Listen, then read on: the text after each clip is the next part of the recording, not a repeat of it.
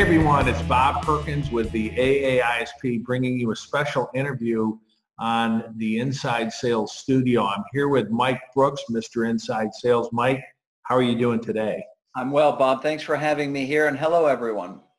You know, Mike, the last time we saw each other actually in person was at the Leadership Summit. You did a couple of great sessions on phone, being prepared to get on the phone scripts, you know, call guides. You did some for business to business. You also did a B2C piece. Tell us a little briefly about your experience at the summit and what people took away from your session, if you would. Yeah, well, thanks a lot. First of all, thanks for having me at the summit. It was really great to be there and really to interact and meet many other inside sales professionals, many in leadership. And what was interesting about my two sessions is, number one, they were very well attended, and I got a lot of good comments in terms of, hey, thanks for providing us with the practical tools that we can take back to our team. So that was the overriding feedback I got. And again, it was great to be there. Yeah, and also I'd just like to point out you received a very nice recognition from the association, which really was voted upon by people that have, you know, gained knowledge and expertise from you, your resources, and it was a Service Provider of the Year award. So congratulations.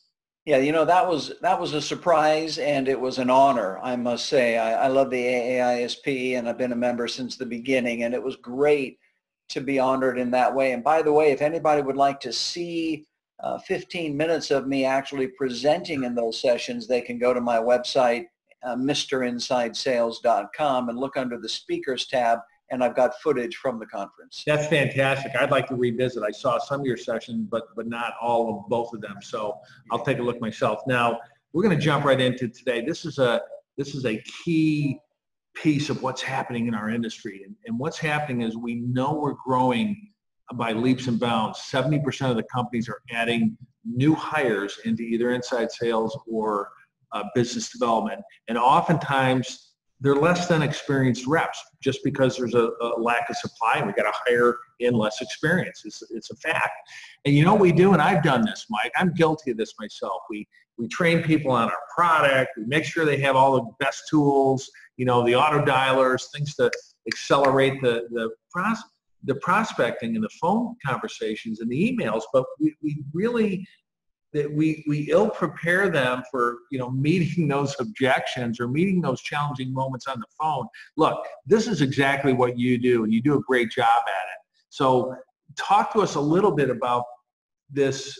You know, it's not necessarily a manager's fault because sometimes we don't have a lot of time. We try our best at coaching, but when you get right down to it, it's the voice to voice, person to person, and these things come up on the phone. And, you know, we don't know what to say or we're ill prepared. Talk to us a little bit about that challenge, if you would. Yeah, and that it really is a challenge. And I think you hit it right on the head. When a new sales rep or even an experienced sales rep enters a company, there's a lot to learn. There's the CRM system, for example. There's the flow of the call. There's the product, the services. There's everything to learn. And if you're a new sales rep or someone new to inside sales, then you have the added burden of, hey, all right, great, I'm going to pick up the phone. Wow, the gatekeeper wasn't looking forward to hearing from me. You know, she asked me what this call was about. She told me they don't take these calls. I got to the decision maker. He said, just send me information. So unfortunately, sales leaders certainly do a good job of preparing someone to get on the phone. But in terms of handling the situations that they're going to run into, we're not interested. We already have a supplier. You know what? Sales reps are not taught for the most part how to handle specifically those situations, and that's why they struggle. And that's why inside sales can be a hard thing, and that's what I've spent my career doing. I love salespeople. I remember being frustrated and then putting in the time learning the craft of sales, and that's really what we're talking about, the craft of sales. And this is not just for a simple product. This could be for a $100,000 sale where, you know, the decision maker might say, look, we're really in pretty good shape. We have a 3-year contract left with our current supplier, and now's not the time. I mean, this goes all the way from a short sales cycle transaction all the way to a very long sales cycle. These, you know, the things you teach apply to both, correct? Oh, well, of course, I'm in fact working with a client now it's a software sale, and there are many people involved in that process. There are engineers and sales engineers and Yeah. committees that have to get, so it's a process. And what you need to do in that situation is you have to make sure you control the sale through each of those stages. You also have to qualify and get buy-in through each of those stages. So you don't get to one place and wow, it all falls apart. So yes, it is a process. It's a skill set that can be learned, but you have to put in the time and the energy as an inside sales rep on your own in many cases to learn those skills. But once you do, it pays off big time. You told me a story about a football coach when we were at the summit. Share that with the viewers if you would. Yeah, it's so interesting. So many people think that motivation is easy, and you've heard that expression, you just need the will to win. One of my favorite stories is by Bear Bryant, the famous football coach. And he said, you know what? It's not the will to win. Everybody has that. Everybody wants to do well. It's the will to prepare to win that is what separates the true champions and the winners from everyone else. And boy, that is so true. I remember I had to put in a lot of time and energy on my own to prepare myself to handle those selling situations. But once I did become a champion. I was a #1 salesperson out of 5 branch offices. But again, you have to have the will to prepare to win. Takeaway number 1, just for this little interview here, leaders, if you're watching this, have the will to prepare your teams to win. Now, let's get right into some of that preparation. And I'm going to ask you to give us a couple examples, maybe from your new book. Let's talk about your new book, Power Phone Scripts. Do you have a copy you could just hold up the cover? I do right here. I know you got one in the mail to me. I'm going to read it as soon as I get it. Tell us a little bit about the book. And then let's you and I chat about a couple of examples of handling objections. Sure. This book, I've written several other books on scripting and inside sales. This is the best book that I've written. It's current. All of the examples are proven, taken from industries right now today. It also has one of my favorite parts, the 10 techniques or characteristics of top sales producers. What do the truly elite sales producers do?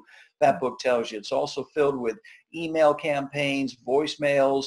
It has everything that you might need. And again, I wrote this book to give everybody the current tools, to give everybody the comprehensive roadmap, if you will, of what it takes to be a successful inside sales professional. So I'm really proud of the book. If you get a copy, or if you're a sales leader, get a copy for each member of your team. 2 or 3 of those people will really do what I tell them to do, and they'll be so successful for you. So, Mike, I previewed the manuscript, and thanks for allowing me to sort of read that over ahead of time. And there were some great things. I even think teams can use this almost as a textbook guide. Here's what I mean. Let's say you're in a particular industry, and let's say there's a particular objection, and let's say that it's, I have these, I'm bound by long contracts in my current supplier. They could probably go right up into that section of handling objections and look for some examples on something like that. Is that right? It is. In fact, it even has it has an index of closes. So if you're struggling with something, and this isn't one of those sales books, by the way, Bob, that you look at and you think, oh my God, there's a lot of crap in there. This is a usable guide. I mean, you have a problem with, hey, somebody says just email me something, go to the email me section. There it is. Keep this your phone.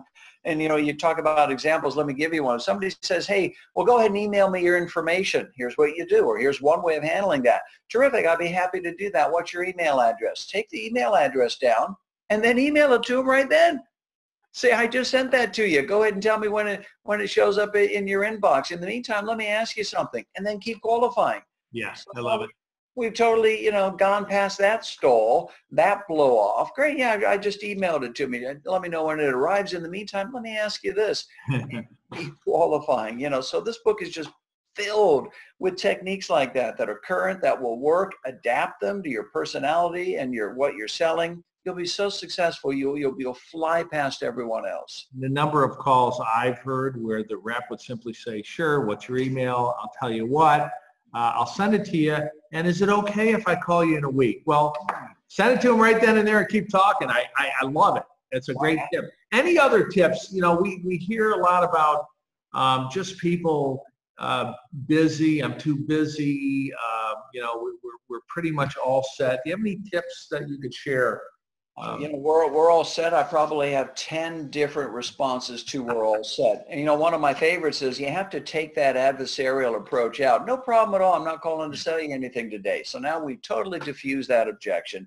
Instead, I'd just like to know if there might be a fit between us. So in case you need something in the future, you'll have another resource to call. In fact, let me ask you this. So boom. So what you've done is you just sidestep that.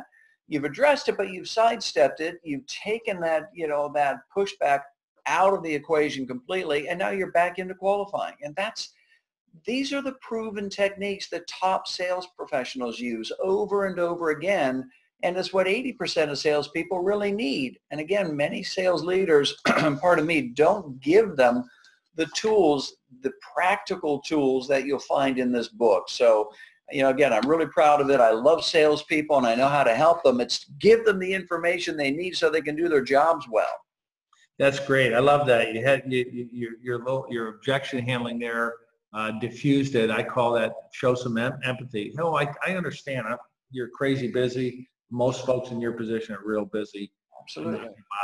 Empathy. And then, you mentioned gatekeepers. We're gonna get one more out of you here. This is good.